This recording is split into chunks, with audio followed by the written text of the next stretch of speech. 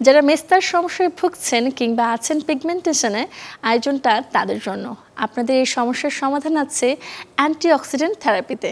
এ বিষয়ে কি বলছেন চিকিৎসক, জানাবো এবারে তা। আমাদের স্কিনে যে পিগমেন্ট ডিটেক্ট করে মেলানিন, সেটির ওভার প্রোডাকশনের কারণেই মেলাসমা দেখা দেয়। সাধারণত আমাদের এক্সপোজড পার্টগুলো অর্থাৎ ফোরহেড, নোজ, চিক, চিন, কখনো কখনো নেক এবং আর্মসেও মেস্তা বা মেলাসমা দেখা দিতে পারে।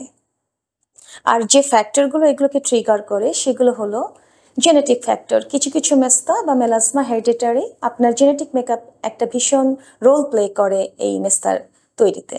শুধু তাই নয়, আমাদের কিছু কিছু ইনগ্রেডিয়েন্ট যেগুলো স্কিনের জন্য অনেক হার্শ, সেগুলোর ডাই পিগমেন্টও আমাদের মেস্তার উদ্বেগ বাড়িয়ে দেয়। সাধারণত মেস্তার ক্ষেত্রে কম্বাইন থেরাপি অর্থাৎ অ্যান্টিঅক্সিডেন্ট থেরাপি একটি ভালো রোল পালন করে এবং এটি একটি লং লাস্টিং ট্রিটমেন্ট দেয়। আমরা pomegranate, mandarin dried, collagen, vitamin C এবং কার্কিউমিন সাপ্লিমেন্ট প্রেসক্রাইব করে থাকি এবং এগুলো অনেক সময় ওরাল সানস্ক্রিনের কাজ করে।